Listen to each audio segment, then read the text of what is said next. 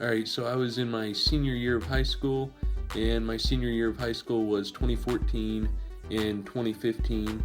So January 19th of 2015, which it was the second semester of my senior year of high school, and I got out of school at 3 o'clock and I came home and I told my mom that me and my friend were going to go drive around.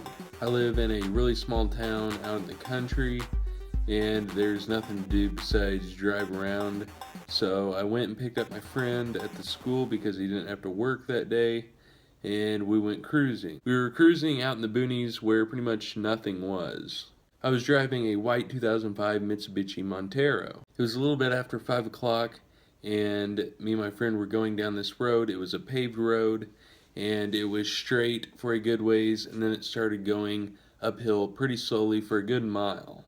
We were coming up to the top of this hill, and we figured that the road just went straight because we had never been on this road, so we were just assuming that the road went straight, which it did, but it was also a four-way. So the road was paved and we went straight, and we found out pretty dang soon that it was a four-way.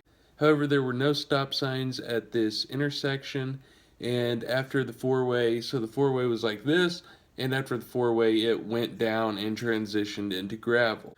Why there were no stop signs at this intersection, I have no clue, and apparently there has been several wrecks in the past there at that intersection as well, but not as serious as mine, and they still weren't even going to put stop signs in the intersection even after I wrecked, but they finally did, so I guess that's good. So me and my friend went airborne over this hill, and we came down on gravel, and the gravel was loose. It was loose gravel, and there was a bunch of ruts and stuff in the road. So we landed on the loose gravel, and we lost control and went on the left side of the road. Then we hit the bank on the right side of the road. I do not remember anything from this day besides the sound of hitting the embankment, and I have an image of me going over the steering wheel right before we hit the embankment, and I remember thinking that this is going to hurt. Now, the speed limit on this road was 55 miles an hour, so we were probably going 55 or 60 miles per hour. Whenever we hit the embankment on the right side of the road, neither of us were wearing our seatbelts, and I got ejected, and I think he did too, but not as bad as me. However, I was told that it was a good thing that I was not wearing a seatbelt at the time, because at the time I was 6'2", and I basically would have got crushed and more than likely died. So I got ejected, and my friend was trying to find me, but he couldn't. So these two cars pull up, and there's a person in each car, and they ask if we need help, and my friend said, yeah, he needs help finding me. One person left, which I'm not sure why they left, but my friend and this other person were trying to find me, and they couldn't find me. So this person that pulled up called 911, and the ambulance and police got there and were searching for me. Once we hit the embankment, apparently I got ejected and the vehicle started rolling. They found me 96 feet from where my car had stopped rolling, and I was laying in this kind of a little creek. The only two things that were not damaged from my vehicle was the spare tire on the back and the license plate, which I actually have the license plate in my room. So me and my clothes were wet from laying in this creek, and they put me in the ambulance, and they took me to a hospital which was about 20 minutes away. The hospital that they actually took me to was in a town that my dad was in for a fishing meeting, and he got a call from the police department saying that I had been in a wreck. So he went to the hospital, and he saw the ambulance, and he figured I was in there, but the people couldn't tell him who was in there, so my dad called the police department, and he had to call multiple times between the police department and the hospital to see where they were taking me. So they took me out of the ambulance and put me in a helicopter, and they lifelined me to a hospital in Indianapolis called Eskenazi. Eskenazi is a really good hospital for trauma-like injuries. My uncle actually lived pretty close to the hospital that they were taking me, so he got there first, and then my parents got there. After being at the hospital for a little bit, after getting evaluated, they found out that I fractured my left shin, broke my left femur, broke my left collarbone, broke my top and bottom jaw, broke the palate in my mouth, these top 6 teeth on my mouth right here, a cracked skull, I had a traumatic brain injury, and I also broke the C5, C6, and C7 vertebrae of my neck, making me a quadriplegic. All of the doctors and nurses were telling my parents that they didn't think that I would make it through it, and my parents would ask questions, and the answer was always like, if he makes it through it, and I did, so how about that one? The first time I actually remember waking up in Eskenazi Hospital, my brother was by my side, and he asked if I wanted to know what happened. At the time I couldn't move anything besides my eyes. I couldn't move my jaw because they were wired shut since I broke them. So I just basically said yes by the movement of the eyes going up and down like that. And he said that I got in a car accident with my friend and that I was in Eskenazi Hospital and my friend was in a hospital near me, and I was paralyzed. At the time that really didn't bother me because I thought that paralyzed just meant that you couldn't move your legs, but it's actually way more than that. Being a quadriplegic, I have paralysis in all 4 of my limbs, so both arms and legs. I broke the C5, 6, 7 vertebrae, so the bottom of my neck, and I can't feel anything from my chest down. And I have some use of my triceps to push, and I have good use of my biceps to pull, but as you can see, I can't move my fingers without moving my wrists, and that's as good of hand function as I get. So I was in Eskenazi Hospital for 30 days, and then they transferred me to the Rehabilitation Hospital of Indiana, or RHI, and I began therapy. When I arrived at RHI, the first day they did a test to see if I was a complete or incomplete quadriplegic. Basically what they did is they took a needle and they had me close my eyes and they started down on my toes and they poked my skin, and they did that all the way up to where I could feel, and they said if I feel anything to say something, and I didn't feel anything until they got right up here at the chest. So they told me I was a complete quadriplegic,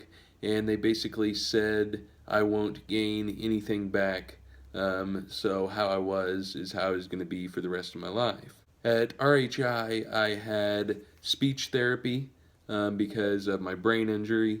I had to basically remember different things that they would say and say it back to them, and it got my brain kind of working right.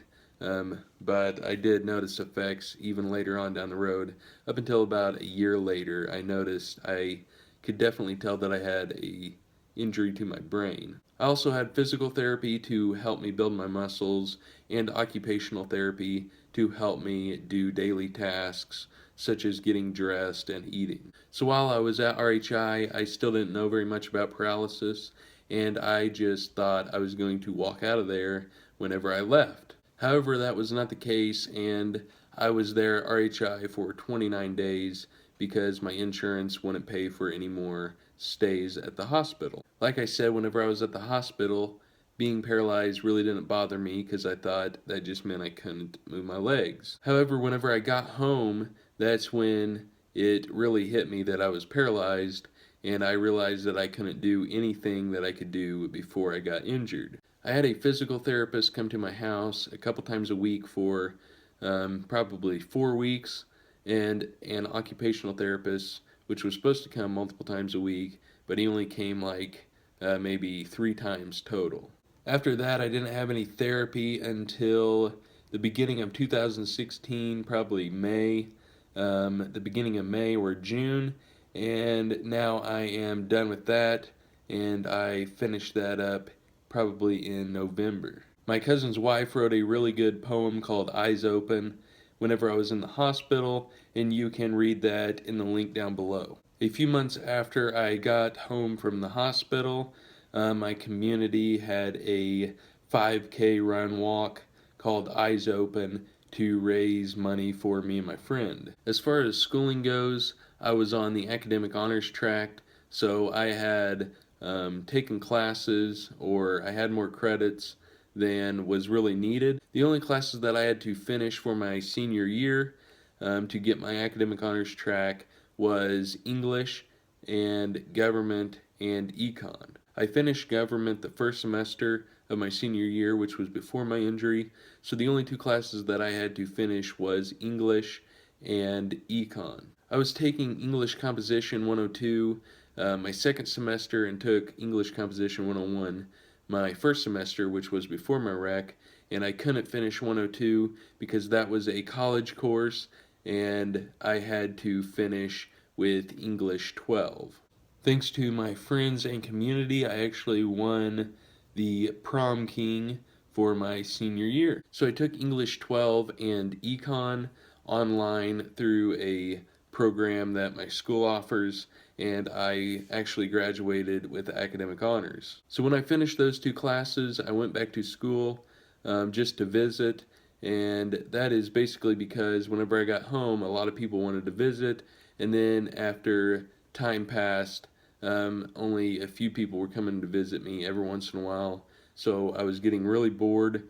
So basically, I just went back to high school to visit until my class graduated. So I graduated in May of 2015 with academic honors. So I started taking college classes online through Vincennes University, and I started out with English Composition 102 and speech. However, I had to drop English Composition 102 because having a traumatic brain injury, my brain was messed up and I could not remember anything. So I dropped English Composition 102 and I finished speech with an A. After that class was finished in the fall of 2015, I started taking Earth Science online in the spring of 2016. In the fall of 2015, I actually killed a deer on the first day of gun season in Indiana, which there's a link below that you can go to Able Outdoors website and read the article about that. I also killed a buck in the deer season of 2016, which was my biggest buck that I've ever killed. There will be a link down below that will take you to a video where I tell you about the hunt. I went to Camp Possibility at the end of July for a week, and that was a really cool experience. After taking Earth Science in the spring of 2016, I could definitely tell a difference in my brain, and it was pretty much back to normal. So in the fall of 2016, I decided to take two classes and took English Composition 102, which I started in high school but never finished, as well as Personal Financial Management. I finished English Composition 102 with an A and Personal Financial Management with a 79.4%, so basically a 0.1% away from a B minus, but that class was a joke. So now it's the spring of 2017, and I am taking two more classes online through Vincennes, and the first one is state and local government, and the second one is biology. I have had a couple complications, one where the catheter wouldn't go in and it hurt really bad, and another one where I had a really bad UTI and had to stay in the hospital for about a week. The first year is by far the hardest, and my friends and family really helped me a lot through that, so I want to thank them. And they showed a lot of support. However, some people, I think, just did it for attention, not necessarily that they gave a crap about you. Whenever something like this happens to you, you really find out who your true friends are and who are there just to be there and not really for any reason. But I think also part of it has to do with graduating high school, because after you graduate high school, you really only talk to a small percentage of what you thought were your friends anyways. So I hope you guys enjoy my story. If you guys got any questions, be sure to leave them down below. And thanks for watching.